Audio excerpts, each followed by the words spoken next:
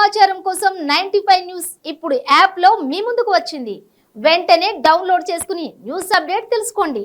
ప్రతి క్షణం ప్రజాక్షేమం కోసం. స్వాతంత్ర్య సంగ్రామంలో వీరి కుటుంబ సభ్యులు పాల్గొన్నారు. ఆనాడు కాంగ్రెస్ పార్టీలో వీరి తల్లిదండ్రులు అనేక పదవులు చేపట్టి ఆ పదవులకే వన్నె తెచ్చారు. ఉమ్మడి మహబూబ్ నగర్ జిల్లాకు వీరి తండ్రి కీర్తిశేషులు కేకే రెడ్డి జిల్లా పరిషత్ చైర్మన్గా సేవలందించారు. ఆ సమయంలో జిల్లా రాజకీయాలను ఏకఛత్రాధిపత్యంతో చలాయించారు. అలాగే వీరి మాతృమూర్తి కీర్తిశేషులు శ్రీమతి జయమ్మ ఉమ్మడి ఆంధ్రప్రదేశ్ తొలి మహిళా శాసనసభ్యురాలిగా ఎన్నికయ్యారు. ఆ సమయంలో ఆమె మహిళా సమస్యలపైన అసెంబ్లీలో తన గళాన్ని బలంగా వినిపించారు. ఇరువురు ఎలాంటి అవినీతి స్వార్థం లేకుండా రాజకీయాలను శాసించారు. తల్లిదండ్రుల లక్షణాలను పుణికి పుచ్చుకొని అనేక సేవా కార్యక్రమాలను వీరు నిర్వహిస్తూ ఉన్నారు. మరియు ముఖ్యంగా డిజిటల్ రంగాన్ని ఎంచుకుని దానిలో వినూత్న టెక్నాలజీని ఉపయోగిస్తూ భారతదేశ వ్యాప్తంగా పేరు పొందారు. డిజిటల్ యానిమేషన్ రంగంలో ఎంతోమంది విద్యార్థులకు ఉన్నత స్థాయిలో విద్యాభ్యాసం కల్పించి డిజిటల్ రంగం పితామహుడయ్యారు. వారే డిజిక్వెస్ట్ అకాడమీ విద్యా సంస్థ చైర్మన్ కె బసిరెడ్డి. తెలంగాణ రాష్ట్రంలో మహబూబ్ నగర్ జిల్లా దేవరకద్ర మండలంలో పెరూరు గ్రామ వాస్తవ్యులైన కేకే రెడ్డి శ్రీమతి జయమ్మ పుణ్య దంపతులకు బసిరెడ్డి జన్మించారు. వీరి చిన్ననాటి నుంచి అమోఘమైన తెలివితేటలతో మెలిగేవారు. మంచి వాక్చాతుర్యం, ఎదుటివారిని నొప్పించకుండా మాట్లాడేవారు. చదువుల్లో కూడా ఎంతో ప్రతిభను కనబర్చారు. ఆచార్య ఎన్జి రంగా వ్యవసాయ విశ్వవిద్యాలయంలో అగ్రికల్చర్ బిఎస్సిలో పట్టా పొందిన అనంతరం ఉన్నత చదువులను విదేశాల్లో అభ్యసించారు. యుఎస్ఏలో ఎంబీఏ పూర్తి చేసి జపాన్లో ఫుడ్ టెక్నాలజీలో మాస్టర్ డిగ్రీలో పట్టభద్రులయ్యారు. ఆ సమయంలో ఉన్నత స్థాయిలో విదేశాల్లో ఉద్యోగ బాధ్యతలను నిర్వహిస్తూ ఎంతో మందికి మార్గదర్శనమయ్యారు. విదేశాలలో ఉన్న డిజిటల్ టెక్నాలజీని స్వదేశంలో అందించాలనే ఆశయంతో మాతృదేశానికి వచ్చి హైదరాబాద్ నగరంలో 2000 సంవత్సరంలో డిజిక్వెస్ట్ అకాడమీ కళాశాలను ప్రారంభించారు.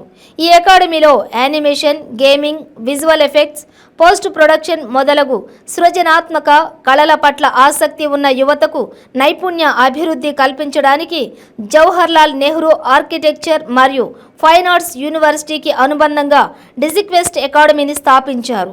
డిజిటల్ రంగంలో ఆసక్తి ఉన్న విద్యార్థులు ఈ కళాశాలలో చేరి విద్యను అభ్యసించి ఉన్నత స్థానాల్లో కూడా స్థిరపడ్డారు. మరికొంతమంది విద్యార్థులు విదేశాల్లో సైతం ఉన్నత స్థాయిలో ఉద్యోగ బాధ్యతలను నిర్వహిస్తున్నారని బసిరెడ్డి సగర్వంగా తెలిపారు. తన దూరదృష్టితో టెక్నాలజీ పైన ఉన్న అపారమైన అనుభవంతో భవిష్యత్తును ఎప్పటికప్పుడు అంచనా వేస్తూ 2003 సంవత్సరంలో భారత చలనచిత్ర రంగానికి డిజిటల్ టెక్నాలజీని మొట్టమొదటగా పరిచయం చేసిన వ్యక్తి బసిరెడ్డి అని చెప్పవచ్చును.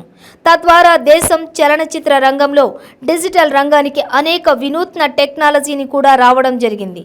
చిత్ర పరిశ్రమకు డిజిటల్ టెక్నాలజీని పరిచయం చేసిన వ్యక్తిగా వీరు నిలిచారు.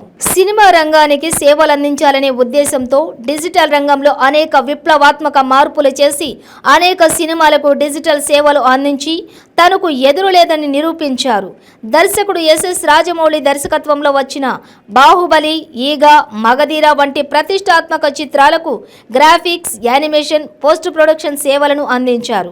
అలాగే గబ్బర్ సింగ్, కాటమరాయుడు, సోగ్గాడే చిన్నినైనా లాంటి వందలాది పైన చిత్రాలకు డిజిటల్ సేవలు అందించి అవి సూపర్ హిట్ కావడంలో వీరి కృషి అమోఘమని చెప్పవచ్చు. సినిమాలకు అనేక రకాలుగా గ్రాఫిక్స్, యానిమేషన్, విజువల్ ఎఫెక్ట్స్ సేవలను అందిస్తూ మరోపక్క అనేక సినిమాలకు నిర్మాతగా మారి అనేక చలన చిత్రాలను నిర్మించారు.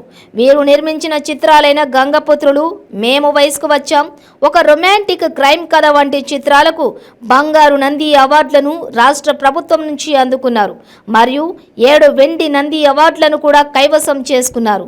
చలనచిత్ర రంగంలో నిర్మాతగా బసిరెడ్డి ప్రత్యేక స్థానాన్ని సంపాదించారు. 2010 సంవత్సరంలో యానిమేషన్, గేమింగ్, విజువల్ ఎఫెక్ట్స్ రంగాల అభివృద్ధికి ఒక రకమైన పాలసీ తీసుకురావాలని సంకల్పించి గేమ్ పాలసీకి బసిరెడ్డి శ్రీకారం చుట్టారు.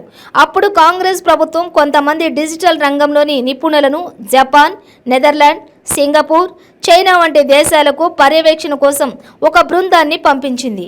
ఆ బృందంలో బసిరెడ్డి కూడా ఉన్నారు. ఆయా దేశాల్లో సాధిస్తున్న ప్రగతి మరియు ఉద్యోగ అవకాశాలను క్షుణ్ణంగా పరిశీలించిన తర్వాత డిజిటల్ అవసరమని గుర్తించిన మన రాష్ట్రంలో కూడా దీనికోసం పాలసీని తీసుకురావాలని సంకల్పించింది. దీనికి గేమ్ పాలసీగా నామకరణం చేశారు. దీనికోసం అప్పటి ప్రభుత్వం 37 ఎకరాల స్థలాన్ని కూడా కేటాయించింది. ఆ తర్వాత రాష్ట్రం విడిపోవడంతో ఆ పాలసీ ఆగిపోయింది. ఆ తర్వాత టీఆర్ఎస్ ప్రభుత్వం అధికారంలోకి వచ్చిన తర్వాత డిజిటల్ రంగంలో ఆవశ్యకతను బసిరెడ్డి సీఎం కేసీఆర్కు మరియు మంత్రి కేటీఆర్కు తెలియజెప్పి వారిని ఒప్పించి డిజిటల్ రంగ అభివృద్ధి కోసం తెలంగాణ రాష్ట్ర ప్రభుత్వం నుంచి ఇమేజ్ పాలసీని విడుదల చేయించడంలో వీరి కృషి ఎనలేనిదని చెప్పవచ్చు. ఈ పాలసీని ప్రతిష్టాత్మకంగా చేపట్టిన తెలంగాణ ప్రభుత్వం హైదరాబాద్ నగరంలో రాయదుర్గంలోని హైటెక్ సిటీలో ఇనార్బిట్ మాల్కు ఎదురుగా గల స్థలంలో 20 ఎకరాల స్థలాన్ని కేటాయించారు. ఇందులో 6.5 ఎకరాల్లో ప్రభుత్వం ప్రైవేటు భాగస్వామ్యంతో 1000 కోట్ల వ్యయంతో తెలంగాణ ప్రతిష్టతను పెంచేలా టీ ఆకారంలో 100 మీటర్ల ఎత్తైన ప్రతిష్టాత్మకమైన ఇమేజ్ టవర్ను నిర్మించింది. డిజిటల్ రంగంలోని ఇన్ఫర్మేషన్ టెక్నాలజీ మరియు కమ్యూనికేషన్స్ డి ఫార్మాట్లో వారు పొందుపరిచిన వివరాల ప్రకారం మరియు నాస్కామ్ వారు ఇచ్చే నివేదికల ప్రకారం భారతదేశంలో ఈ రంగంలో 3 నుండి 5 లక్షల నిపుణుల కొరత ఉందని, అందువలన ఈ రంగంలో యువతకు పుష్కలంగా ఉపాధి అవకాశాలు ఉన్నాయని తెలిపారు. అందుకు తగ్గట్టుగానే మా అకాడమీలో వినూత్న టెక్నాలజీని ప్రవేశపెట్టి విద్యార్థులను ప్రోత్సహిస్తున్నామని తెలిపారు. ఇన్ఫోటెక్ ఎంటర్ప్రైజెస్ లిమిటెడ్కు ఫౌండర్ ప్రమోటర్గా బసిరెడ్డి సేవలందించారు. ఈ సంస్థ అభివృద్ధిలో వీరి పాత్ర కీలకమైందని చెప్పవచ్చు. జాతీయ, అంతర్జాతీయ స్థాయిలో ఇన్ఫోటెక్కు పేరు ప్రఖ్యాతులు కలవు. అదే సంస్థ ప్రస్తుతం సైంట్గా పిలువబడుతోంది. దీనికి చైర్మన్గా బి మోహన్ రెడ్డి ఎంతో సమర్థవంతంగా బాధ్యతలు నిర్వహిస్తూ మంచి పారిశ్రామికవేత్తగా, ప్రపంచం మెచ్చే ఐటీ నిపుణుడిగా పేరు పొందారు. కె బసిరెడ్డి కిషోరి గారిని వివాహమాడారు. ఈమె కూడా మంచి విద్యావేత్త. ఈ పుణ్య దంపతులకు 2 సంతానం కలరు. వీరు బాబు దుష్యంత్ రెడ్డి అమెరికాలో ఉన్నత చదువులు చదివి అక్కడే పేరుగాంచిన కంపెనీకి వైస్ ప్రెసిడెంట్గా ఫైనాన్స్ విభాగంలో సేవలందిస్తున్నారు. వీరి పాప దివ్య అమెరికాలో మెడిసిన్ చదివి తండ్రిలాగే ఉన్నత లక్ష్యాలతో పేదవారికి సేవ చేయాలనే మంచి దృక్పథంతో ముందుకు వెళ్తున్నారు. ప్రస్తుతం రాజకీయాలకి వచ్చే ఆలోచన లేదని, అవినీతి, స్వార్థ రాజకీయాలు ఇప్పుడు నడుస్తున్నాయని, నిజాయితీ, నిస్వార్థం గల రాజకీయ నాయకులు ఉన్నప్పుడు తాను రాజకీయాల్లోకి వస్తానని బసిరెడ్డి తెలియజేశారు. రాజకీయ కుటుంబం నుండి వచ్చిన, ఉన్నత చదువులు చదివిన, మంచి విద్యావేత్తగా పేరున్న, మంచితనంలో తనకు తానే సాటి అని చాటి చెబుతున్నారు. కళా హృదయుడైన వీరు డిజిటల్ రంగంలో అనేక విప్లవాత్మక మార్పులకు శ్రీకారం చుట్టి భారతదేశాన్ని మరియు తెలుగు రాష్ట్రాలను కూడా ముందంజలో ఉంచారు. అదేవిధంగా కొత్తగా వస్తున్న టెక్నాలజీని అందిపుచ్చుకుంటూ ముందుకు వెళ్తున్నారు.